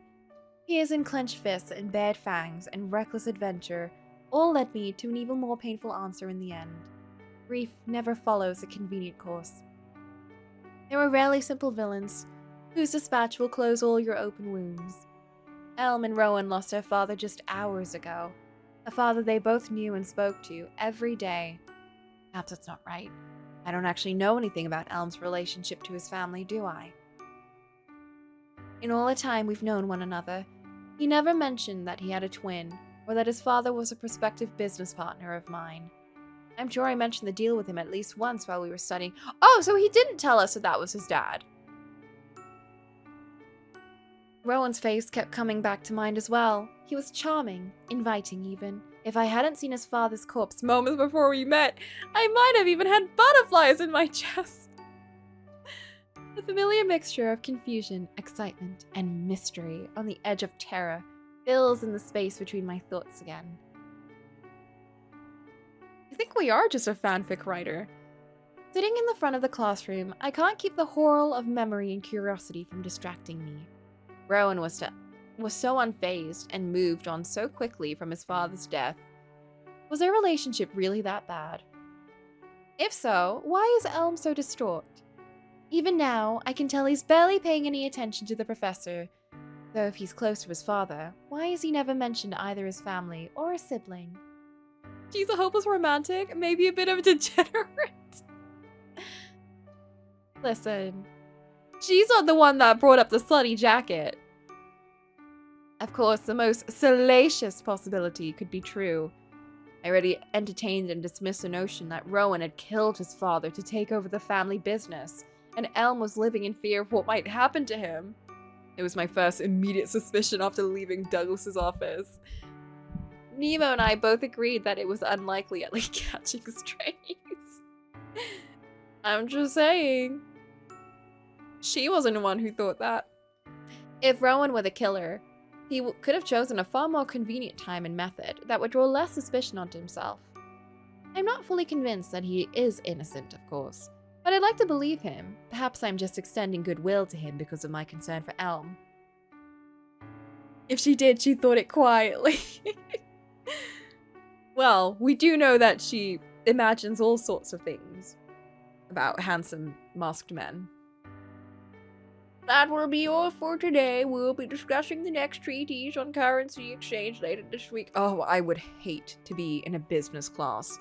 I remember one time, the university I went to was like very humanities focused. It was all like science and psychology and sociology and criminology and blah, blah, blah, blah, blah. But the neighboring campus that is part of our university, which was on the other end of the city, was under construction. So all the business students in that university came over to ours and hung out with us. And I remember being like, running into one of them and having a conversation. I was like, what is happening? It was just like, it was so different from what I was used to. I was just like, I cannot speak to you any longer. You are insufferable. And I heard the same from like other people in my department when they were talking about them. They were like, when are these guys leaving? When are they leaving? Get out of our building. Imagine doing business, right, Flint? Cringe. I'm giving myself an excuse because the business idea I wanted to work with, I got told was horrible. No, Flint! That's the thing about business that I also probably can't get behind. I feel like a lot of business courses are probably more catered towards selling things to people than helping people. So if you come up with an idea that is like helpful to people, they'll be like, oh, that's bad. Don't do that. No, no, no. Don't do that. That was my problem. There you go. There you go. Yeah, business people are, oh, they're so arrogant. It's like almost as bad as criminology students. Oh my god, guys. I had a friend who was doing criminology and psychology, so she had shared classes with me, but also criminology. And the things she was, oh my god, she was a little bit loopy. She was a little bit loopy, I'm not gonna lie. It was like spilling tea on other pages. Listen, I actually didn't hang out in university that much. I would go to the library and I would like go to the boba shop and I'd go like, you know, hang out outside of university, but I never go into it. I heard you say chronology at first. Yeah, you know, studying chronology. the theory of time, you know, just for fun. Yeah, I hate chronology majors, guys. There's just something wrong with them. No, criminology kids are fine, but like, oh my god. Some of them have like watched CSI, Criminal Minds, and they're coming in here, you know, with all these ideas, and I'm just like, guys. And they'll come into like fine, okay, maybe that's what you do in criminology, but like, when they come into like sessions on like social psychology and cognitive psychology, and they're talking about like the dark triad and, you know, evil people, and it's like, girly, we're in here talking about like how undeterministic psychology can be, and you're bringing up like these traits that are in people that cause them to be evil. Not that the dark triad is that, but that's what they kind of associate with it. And they're fully like, yeah, if you have traits of, like, psychopathy, you're evil. And it's like, that's not what that means! Even though I'm guilty of saying that occasionally. I'm sorry, I'm guilty of saying it. I will sometimes say psychopath instead of actually saying what it actually is. Anyway, Coco hates criminal justice and business majors and will shun botanist majors. No! I love botany! I swear. Oh, do you know something fun? So, you know how we're playing Atelier, Eska, and Logi? I found out something really fun the other day. Apparently, Eska and Logi in Japan is Eska to Logi. And if you combine those words together, you get eschatology, which is the study of death. Isn't it so interesting? The study of death and decay. What does that mean for the Dusk series?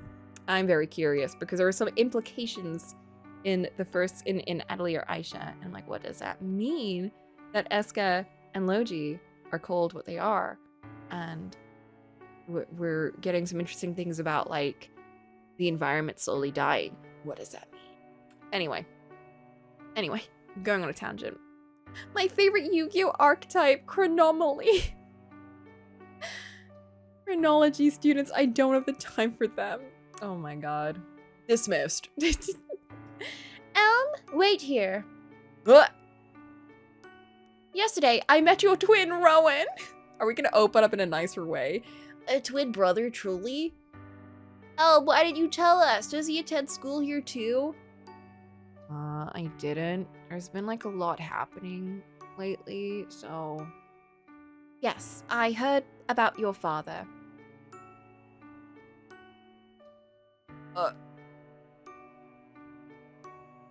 I'm sure you've had your reasons, but why did you keep all that a secret from us?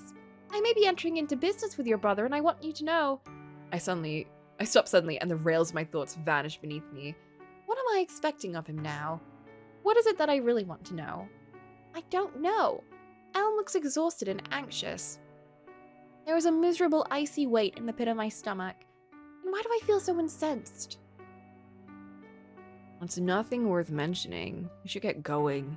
There's another class coming in soon, and... Is it true? Wait a moment, Lucy. Do you mean that scoundrel who stood you up as Elm's father? Oh no! Cecil! Did we not just say that his- Wait, did we say that his father died? Or did we say anything about that? Because Cecil, this is not the time! No! I'm sorry. I need to go. I have like a thing, and... Elm backs away as he stammers out his words. His eyes never meet my own. I reach to grab his shoulder, but he's even quicker than I expected. Cecil! He leaves Cecil and I standing in the midst of the other students filtering through the classroom door like water over a ware. Let's follow him. I'm worried about where he might wander. I think I'll leave him to you, Lucy. Cecil gives me a sheepish smile and ducks away. I forgot something earlier. I'll stop to town to fetch it. Don't wait up for me. What did you forget? I can lend you my books if you need. He's hopping away. I don't think Cecil's even listening. Is he anxious about excavating Elm's family secrets? He hurries away, waving an apology as he goes. He's heeled out. Wait, Cecil. He doesn't wait, though. There was soot on his knuckles. That closes off any room for doubt. He's absolutely hiding something. Knowing Cecil, he's liable to get in over his head before he realizes he should ask for help. I can't believe he's a werewolf or something. He's anxious about the books. What books? The ones he's borrowed? Allegedly? I'm not going to let him leave at that. Accepting that I can see Elm already making his way into the hall. If I lose sight of him now, I might not be able to find him again until the- Oh! Do we find out if Cecil's a werewolf? Or do we bully Elm about his father's death? Oh, these choices. You think there are werewolves? How funny would that be? I think... Let's talk to Elm. We haven't really talked to him. I feel bad that we badgered him out of nowhere. As much as I'd like to know what's got Cecil rushing off so suddenly, I know he'll tell me in time. Elm, though. He should only be a few paces down the hall. He isn't even walking quickly, but every step toward him feels like I'm walking through lapping waves. I'd almost be mad about being right for that one, but also I would love it. I'm anxious. I was too focused to notice it sooner. Now I've only got the span of a few yards to think about what I'll say.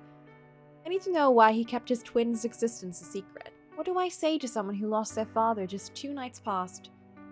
Wait, where's he gone? Uh-oh. We're really bad at this. We're really bad at this detective stuff. No wonder we never found out about who killed our parents. I only hesitated for a moment. He's probably on his way back to his manor, right? Elm? Elm! No reply. I expected as much. I'm not in shoes built for sprinting, but I can manage 100 yards at least. She needs my bright orange trainers. I recall the directions Rowan gave me well enough. I should be able to follow the roads there to catch Elm along the way. Unless he's running at a breathless pace. I should at least be able to catch sight of him before he shuts himself away.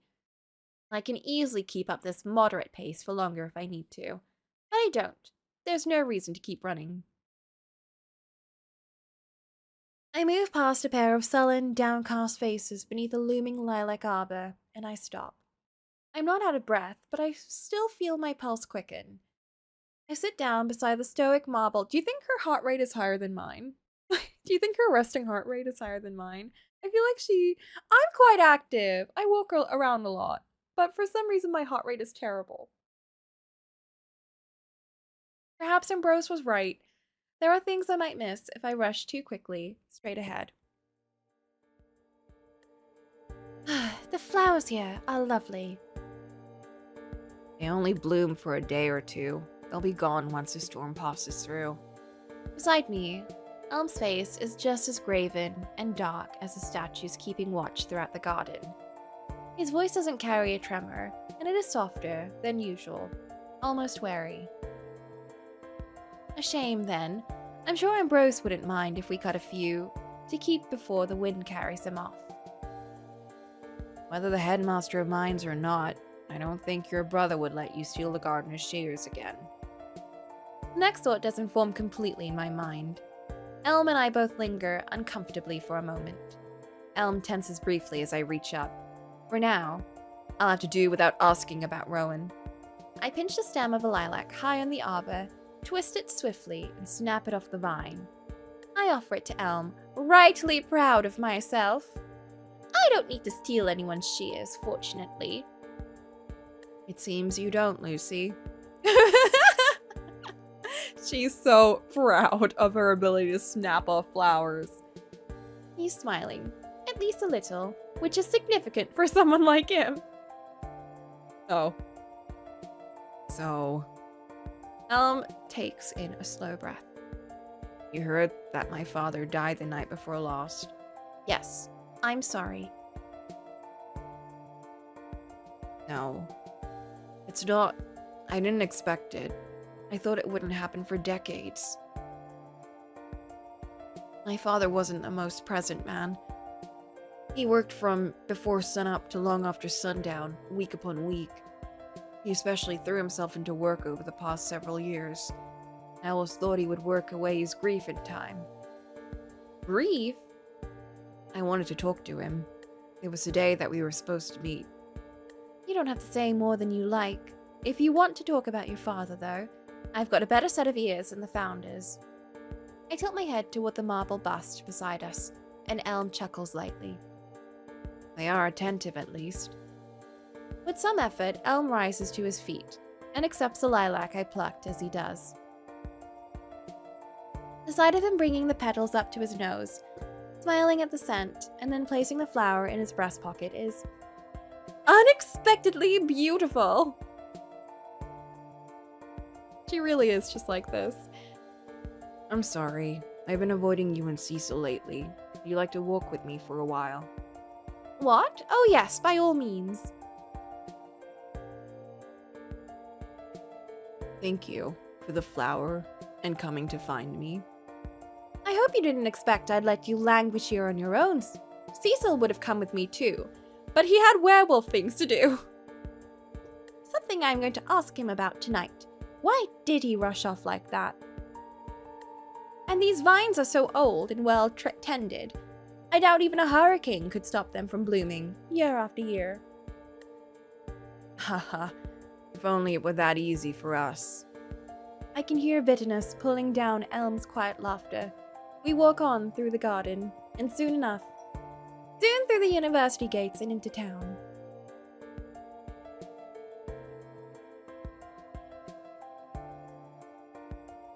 I take Elm's arm once we are in the midst of the afternoon crowds. He's always a little stiff in these moments. I think he's never been accustomed to human touch. He's told me that he doesn't dislike it in theory, but when anyone else touches his arm or shoulder, it makes him keenly aware of his own body in a way he's rarely pleased with. I suppose I can understand. I've heard some people experience this when they turn into vampires and suddenly have a heightened awareness of themselves, including, oh!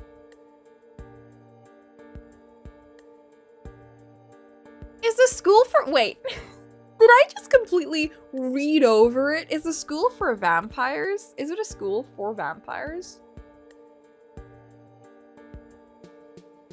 And that's why everyone is like really chill about the fact that we're a vampire. And is everyone a vampire?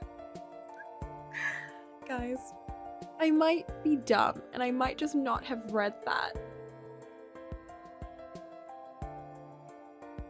Because I know the head teacher is a vampire.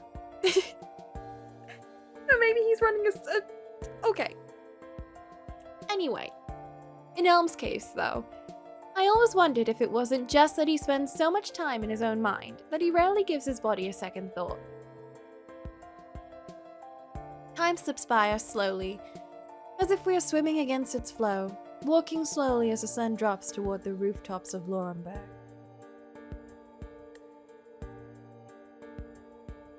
Is this a sequel? Is this a sequel? No way. Wait. Am I playing a sequel? It's a standalone sequel?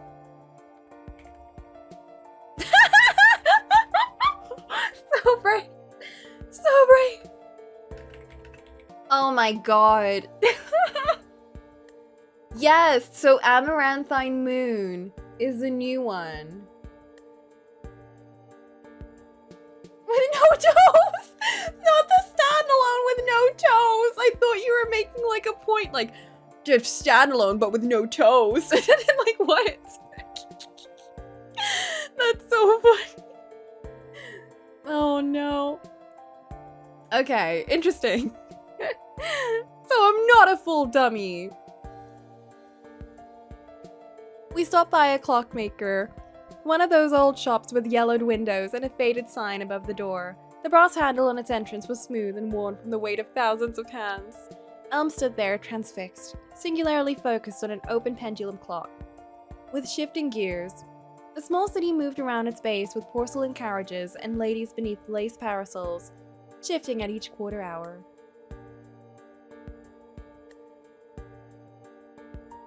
I'm just looking at the background. Do you think it's a filter, or do you think it was hand-painted, like using a special texture tool? Because it looks kind of like it was painted using a texture tool.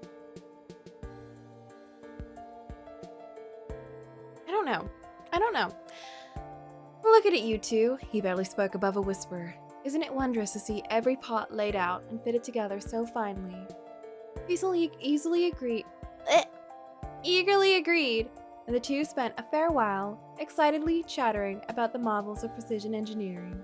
Not the marvels of precision engineering. Though Elm didn't seem as taken with the fine embellishments, although clocks are very interesting. I'm sure that there's like a video out there about how someone makes a clock, because I've always wanted to see that.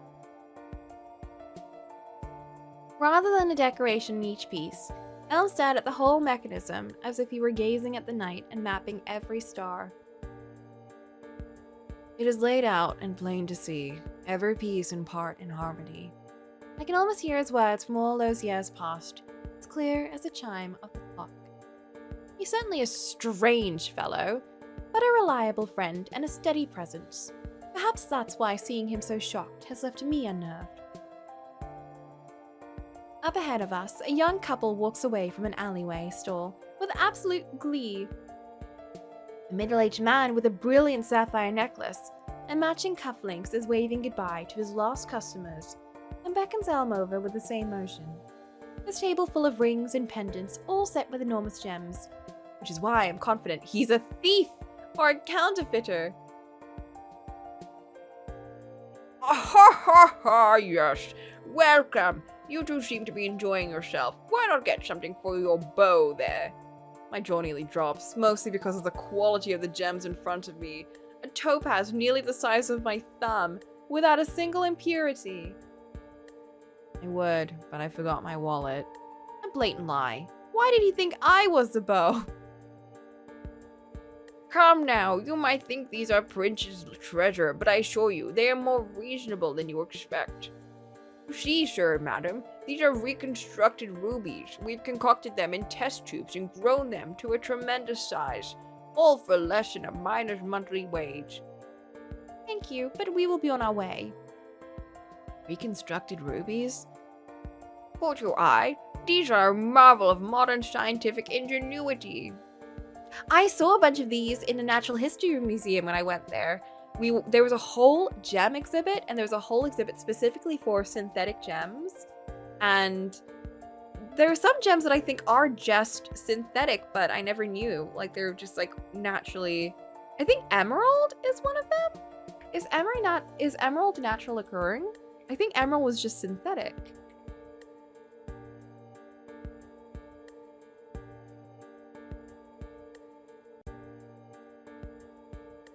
Or I am completely wrong.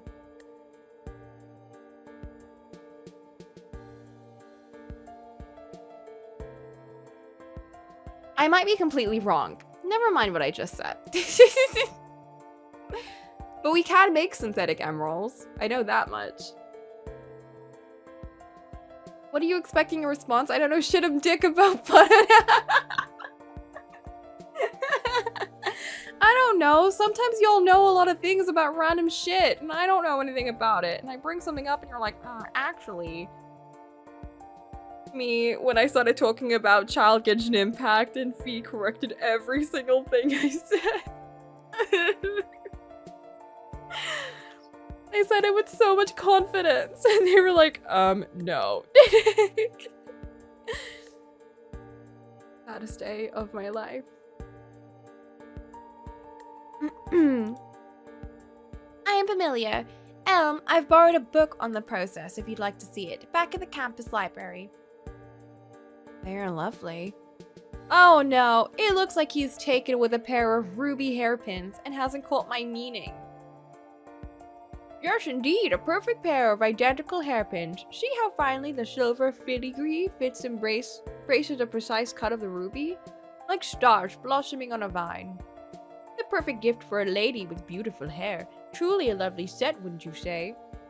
They'd be lovelier if one of them wasn't fake. I thought I'd muttered under my breath too quiet, but Elm to hear.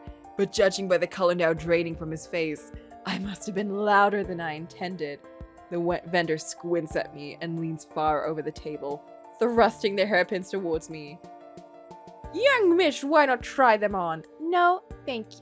Wait, the gems may be synthetic.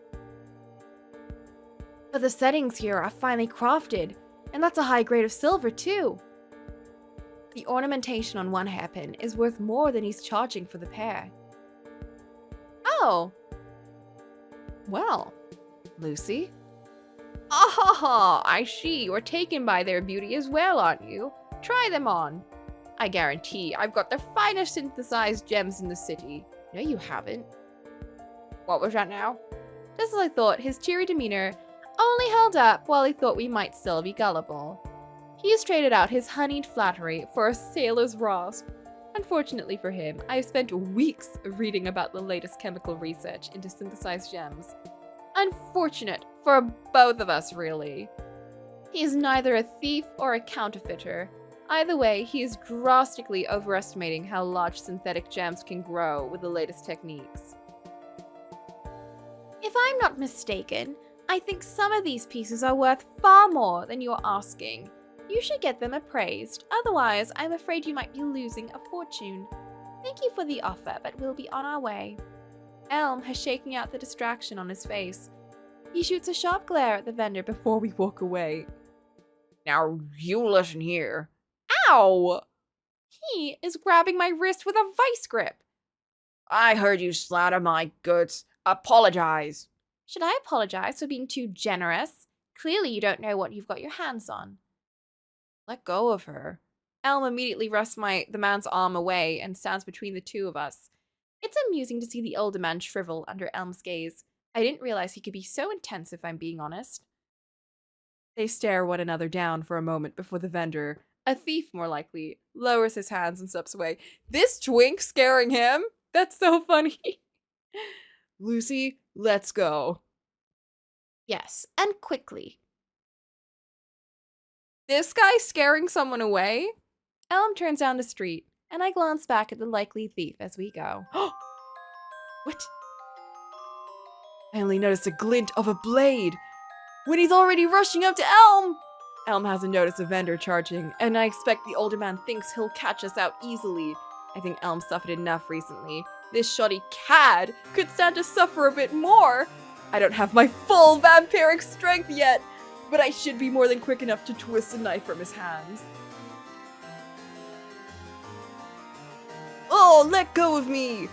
And more than strong enough to throw him through that collection of stolen baubles he is trying to peddle. Whoa! I'll thank you not to trouble us further. Lucy, you...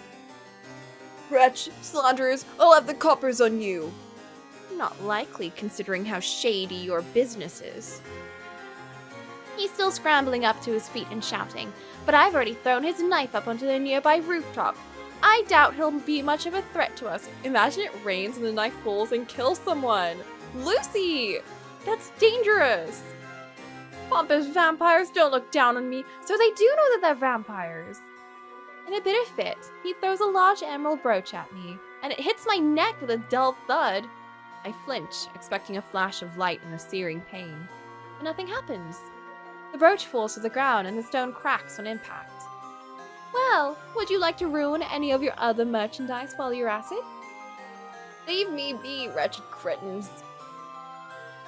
Scrambling like a squirrel caught in a slick ice. The man's so specific. Why is it? It's giving Ice Age reference. The man scoops his wares into a satchel and rushes away into a nearby building. He's certainly up to no good, and I'd be remiss to let him go after hurling such a sharp brooch at me. That was heavy. Come on, Elm, we can't let him get away. Wait.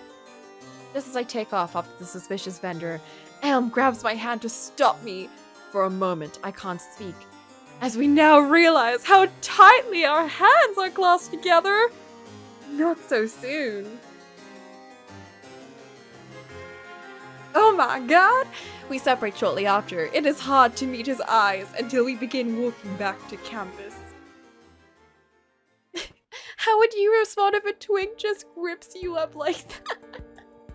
No, that's fair. It might be the suddenness of it all that really got to him. The sun is starting to singe my eyes, I should say. So I duck into the shade of a tree. Elm is staring at me, I realize. He's been staring for some time. His gaze almost as bright as the sunlight. What is it? Are you a Wait! Are you a vampire? Wait, do they not know that I'm a Wait, what? I'm so confused at the lore around the vampires in this world. So, okay, the people who go to the school are not all vampires. He called both of us vampires. Does Elm not know his vampire radar went off? Does Elm not know that we're a vampire? Yes? I'm almost unsure how to answer. Am I a vampire right now? I know what you are. Say it. Say it out loud. Ojo-sama. I know some of my strength is returning, and I can tell my senses are sharper. Old. Especially with the afternoon sun feeling like a blinding flash out in the open. Is that all it takes for me to return to being a vampire, though? 5 years of steady doses with pure emerald pills. Then after missing just one, I already start to show signs of vampirism again.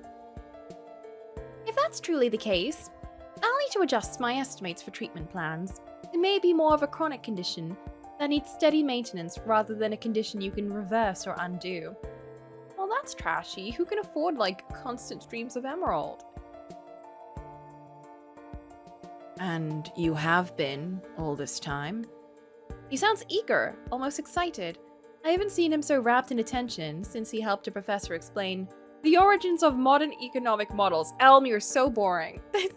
I sighed to myself. It would be better to explain the whole of it to him. Wait, he didn't know? I see. You mentioned your work and business plans before, but I didn't know you were testing the cure on yourself.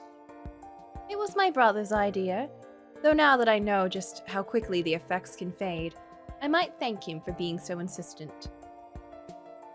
Was this testing? This? When you didn't take your last pill, was that part of your test of the treatment?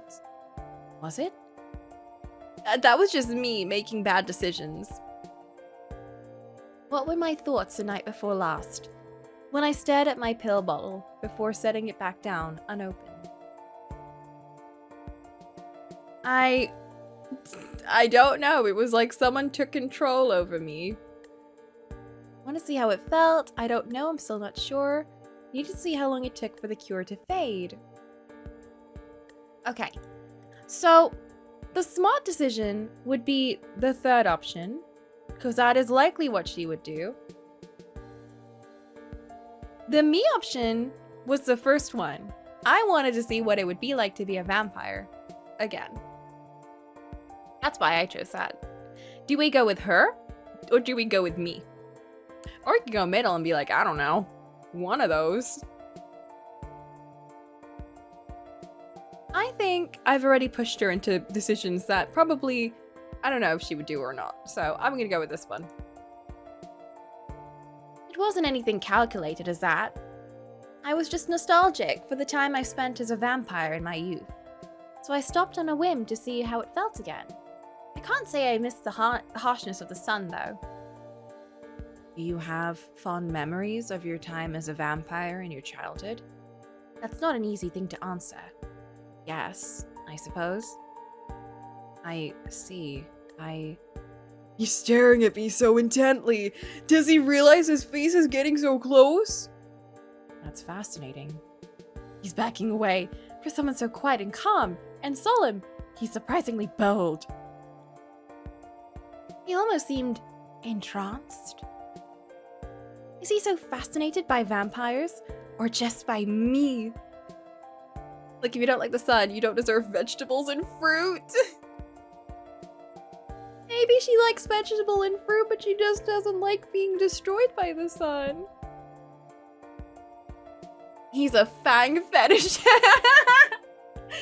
that what we call vampire lovers? He wants to be a thrall. No. I'm glad those synthetic gems didn't have a reaction to you, at least. The brooch would have left a terrible burn if they had. I don't make the rules, I do. No soup for them. No! No veggie soup. Yes, that was fortunate, to say the least. The street vendor couldn't possibly have had actual synthetic gems, could he? Okay, fang lover, whatever you say. No, not the fang lover. You know, I actually don't care too much about vampires. Okay? So many people get that wrong about me. They're like, oh, you wear a vampire cape in your character, so you clearly love vampires. No! I am neutral about vampires. I think they're alright. Unless they're Spike from Buffy the Vampire Slayer. Then I love them. Then I love them. I think Fang Fucker has more of a pack. That has a punch. That has a punch. Coco likes fairy boys, nature's vampire boys. Oh, it kind of is. They're like less gross versions of vampires because vampires have blood and stuff like that. And I'm like, I couldn't get over the smell of blood. I think that would just be too much of an ick for me. But yeah, it's true. I like the fae. Well, those were some lovely hairpins. Suspiciously lovely. The gems were clearly fake, and he admitted as much. But the settings were genuine. What was his game? I haven't heard of any schemes of that sort. Perhaps Ambrose or Nemo might have heard something about this. We're finally back to the campus gardens, thankfully. The cool breeze and gentle shade are a relief. I just rolled a tall fae guy in Genshin. We can share! Ooh! Oh, I did hear that they were fae in the new place. I don't know anything else about it, but I know that there's fae. I'm very curious what that means. Elm is still quiet. He's been staring into the distance for some time now. For me, though, a fae has to be evil. They have to be vindictive little shits. They cannot just be pretty boys. No, no, no. They have to be evil. Evil boys. My family. I haven't had the best relationship with the rest of my family for a few years now. Nothing intriguing. It's nothing intriguing or scandalous. My father devoted himself to his work above all else, as I said. And since my mother died, he's barely shared a living space with me, let alone a meal. And my brother. Elm's eyes dart away, as if he can't help but glance toward the forest on the horizon. The forest, is that where he lives? He's a fine person. His voice is clearly strained. There is more to this, of course, but I don't want to press him further. He's okay. I may have been too aggressive in questioning him this morning, too focused on the shock of learning of Douglas's death and Elm's relation to him too oblivious to the pain it was causing Elm. No bite play, only knife and tail play. No! Did I hit auto accidentally? Oh, I did. Oh, no. It's well within your right. You don't have to say anything more if you'd rather not. He nods slightly, and for a time, we simply stand beneath the arbor of lilac blossoms. Tomorrow, I'll meet Rowan. I really need to read Stolen Air. I really do. I wonder what they have in that one. I'll meet Rowan and discuss a potential business partnership. I should likely ask around about the strange vendor too, in case there is something stirring in the city's jeweler market. For now, however, I can't seem to focus on anything but the odd distance in Elm's face. It is as though he has gone away and left himself here while he visits a memory. Ooh, I like that line. A bell chimes and signals the top of the hour, breaking us both free from the garden's calm. I've got to prepare for a meeting with Rowan, still, and I'm curious to hear if there's been any word on why the coppers are so interested in Douglas's death. I've got another class, Lucy. His hand slides over mine as he gently pulls his arm away from me. Thank you for finding me here today. Of course. I must look like an utter fool, being flustered so easily. Elm's voice is so soothing. I almost forgot myself for a moment. Oh my goodness. I died to a rat. I'm coming in. Amazing words. Amazing forewarning. I've got preparations of my own, so we'll speak again tomorrow. Take care, Elm. He nods, though I'm not sure he heard me completely. Scene. End. Hello, Boop! Conglomeration is a gathering of like-minded people who get together under the same cause, who may not come from the same backgrounds, but are united in reason and cause. Incredible! I don't know what the reference is, but I love the word and I love the enthusiasm. Okay, we can now begin. Boop said his word. Flint's mad. Flint is mad. We're in the right mood to continue. I fall into bed just before midnight. with very little to show for the hours I spent poring over my correspondence with Douglas. My mind keeps wandering as I read his letters again, as much to Elm and his grief as to the strange suddenness of Douglas's death. And if that weren't enough to contend with, the odd wares from that vendor this afternoon still bother me a good deal. Focus. I need to clear my thoughts, or I won't be prepared for negotiations with Rowan tomorrow. I can only hope that sleep finds me soon. Oh, that was it! Dip. Ba-ba-dap-ba-ba-dap-bop. Da-da-da-da. No problem. Glad I just came here to just carry this. Oh yeah, baby. Easiest paycheck of my life. You got my routing number. I'll take a full day's pay. Yeah. Oh yeah, baby. That's the good Oh my god! No! This is a great day. What a magical day.